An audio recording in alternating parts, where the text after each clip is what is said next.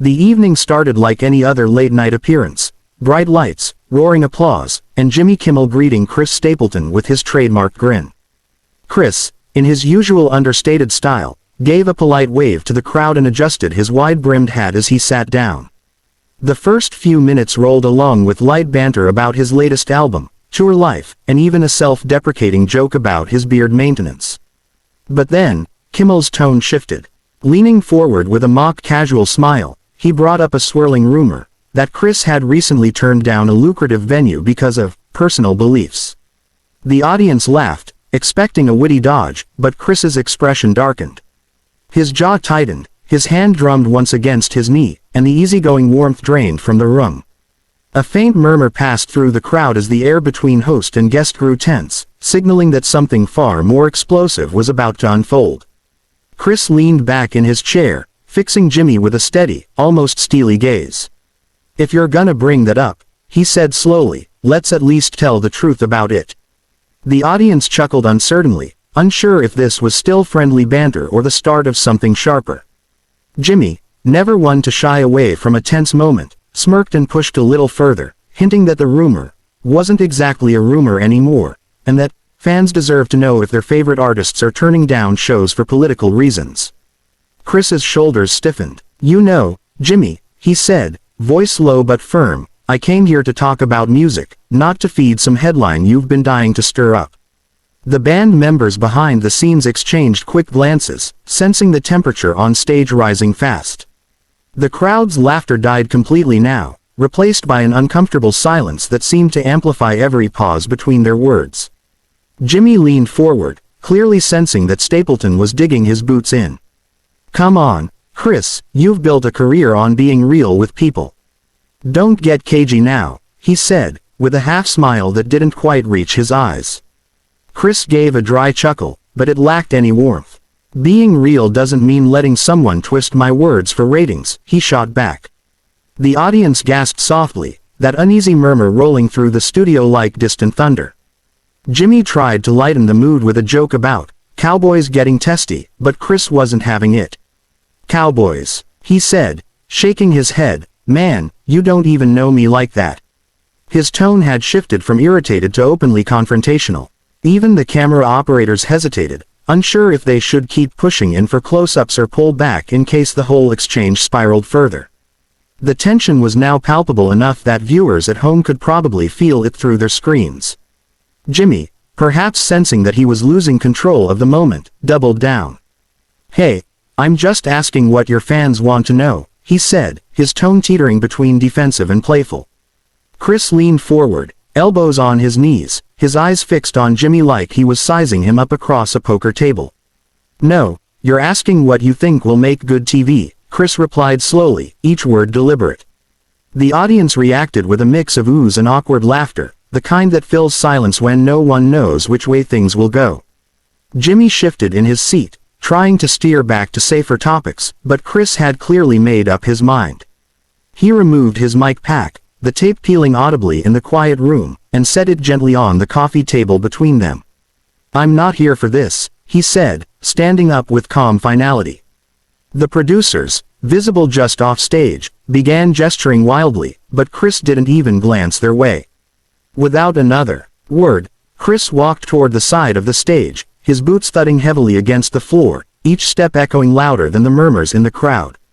Jimmy called after him, "Chris, hey, we're live," but it only seemed to push him further away. The band, unsure whether to fill the silence, struck a few awkward notes before stopping altogether. A stagehand tried to intercept Chris near the curtain, whispering something urgently, but he brushed past without slowing down. The audience watched in stunned quiet as the country star vanished backstage, leaving only an empty chair and a visibly rattled Jimmy Kimmel under the hot studio lights.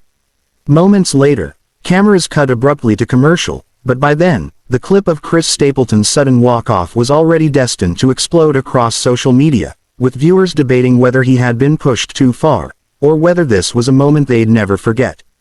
Backstage, the tension didn't fade, it intensified. Chris ripped off his in-ear monitor, tossing it onto a nearby table with a sharp clatter that made a crew member flinch. "I'm not here to be ambushed," he growled to no one in particular, pacing like a caged animal. A producer cautiously approached, trying to smooth things over, but Chris's jaw was set, his eyes still blazing from the exchange. In another corner, Jimmy's team huddled, discussing damage control and whether he should address the walk-off before the end of the show. Word spread quickly through the studio, crew members texting friends and leaking fragments of the drama before Chris had even left the building. By the time he stepped out into the cool night air, the hum of paparazzi cameras and shouted questions was already waiting for him. Chris didn't answer a single one. He just climbed into a black SUV, slammed the door, and disappeared into the Los Angeles traffic. Within an hour, social media was on fire. Clips of Chris storming off circulated across Twitter, Instagram, and TikTok, each platform adding its own spin to the story. Some fans defended him fiercely, arguing that Jimmy's line of questioning had crossed a line, while others accused him of overreacting in a setting meant for entertainment. Hashtags like #TeamChris and #KimmelClash trended simultaneously, creating a digital battlefield of opinion. Entertainment blogs rushed out articles with dramatic headlines, speculating about behind-the-scenes tensions and past grudges. Meanwhile, Chris stayed silent, retreating from the public eye, his camp issuing only a brief statement that he stood by his values and wouldn't engage in disrespect. That silence only fueled more theories, as people wondered what exactly had been said before the cameras rolled that pushed the country star to such a boiling point. By the following morning, the fallout had escalated. Major news outlets picked up the story, playing the clip on repeat alongside slow-motion replays of Chris's sharp exit. Talk radio hosts debated whether this would damage his image or cement his reputation as someone who refuses to compromise his integrity. Country music stations flooded their airwaves with his songs in solidarity, while late-night comedians on rival networks subtly took digs at Jimmy. A few insiders claimed that the real tension stemmed from a private disagreement earlier in the green room, where Chris allegedly confronted producers about a segment he found demeaning. Fans began dissecting every facial expression from the interview, turning the entire moment into a kind of pop culture Rorschach test. And while the speculation grew wilder by the hour, Chris remained off-grid, leaving everyone guessing when, or if, he'd speak out. 2 days later, Chris finally broke his silence with a carefully worded post on his social media accounts. Against a backdrop of a quiet recording studio, he wrote that while he respected Jimmy Kimmel's platform, he couldn't sit in a chair and smile through something that cuts against my values. He didn't go into specifics about the offending segment, but he made it clear that it wasn't about ego or publicity, it was about standing firm in who he was. The post was accompanied by a short clip of him strumming a soulful, unreleased ballad, which fans instantly dubbed the walk-off song. The move reignited the media frenzy, but this time the tone shifted. Supporters flooded the comments with messages like, "You did the right thing," and "Real country stands its ground." Even some of Jimmy's usual viewers admitted that, love him or not, Chris's refusal to play along felt authentic in a way few celebrities dared to be anymore. The following week, Jimmy Kimmel addressed the incident on air, opening with a joke but quickly dropping his usual smirk. "Chris Stapleton's a hell of a musician," he said, "and if I pushed too far, that's on me." The audience murmured, unsure whether it was an apology or just late-night diplomacy. Behind the scenes, producers had already reached out to Chris's team to smooth things over, offering a private conversation and an open invitation to return when the timing felt right. Social media split in two camps, one applauding Jimmy's attempt at reconciliation, the other accusing him of damage control. In Nashville, however, Chris's fans threw together a last-minute benefit concert in his honor, packing a local amphitheater and live-streaming it to millions. It was clear that, intentional or not, Chris had transformed a tense TV moment into a rallying cry for artistic integrity, and no matter what happened next, his walk-off had already etched itself into modern music lore. 3 days later, to everyone's surprise, Chris Stapleton posted a short video from his Tennessee farmhouse. Wearing his signature hat and speaking slowly, he said, "I've been thinking a lot about that night. I don't like walking away from folks, but I also don't like being pushed into saying things I don't believe." His tone was calm, almost weary, but his words carried weight. He admitted he'd received hundreds of messages from fellow musicians sharing their own stories of being cornered by talk show hosts, and it made him realize his reaction had struck a deeper chord. Midway through the video, Chris paused, gave a small chuckle, and added, "Maybe next time, Jimmy, we'll just stick to talking about guitars." The clip went viral within hours, with fans praising his humility and others speculating that a reunion might actually be in the works. The tension hadn't dissolved completely, but for the first time since the walk-off, there was a faint, almost hopeful bridge between the two men. The following evening, Jimmy Kimmel addressed the incident directly during his monologue, something many viewers weren't sure he'd do.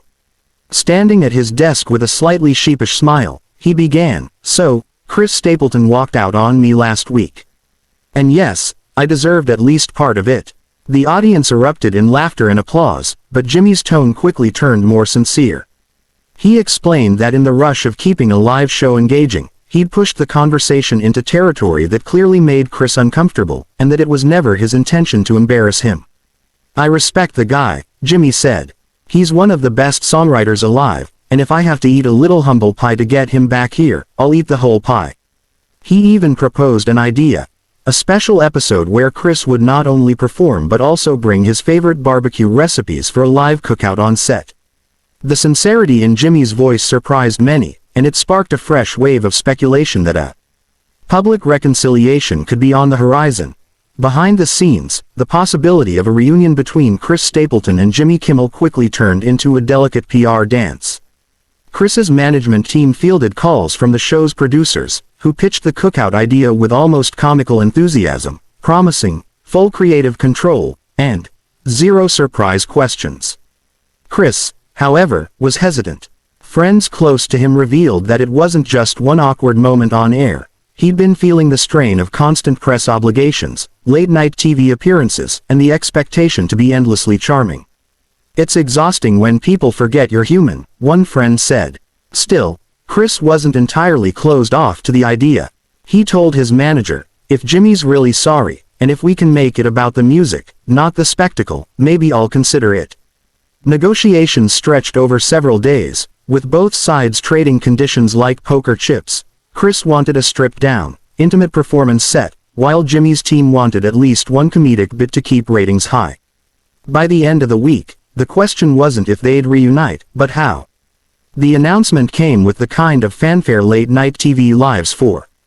Jimmy Kimmel opened his monologue one Thursday evening with a sly smile, teasing the audience. "We've got a very special guest returning to the show next week. And no, it's not the guy who stormed off last time. Oh wait, it is." The audience erupted in laughter and applause, clearly aware of the viral clip that had circulated just weeks before. Social media lit up within minutes, with hashtags like #StapletonReturns and #Round2 trending on X. Chris's fans were divided. Some praised him for being willing to bury the hatchet, while others worried the appearance might turn into another awkward clash. Behind the scenes, both camps had signed a detailed agreement. No personal jabs, no political baiting, and no surprises without prior approval. Even so, there was a shared, unspoken tension. Everyone knew that live television has a way of throwing curveballs, and that the smallest spark could reignite the fire from last time.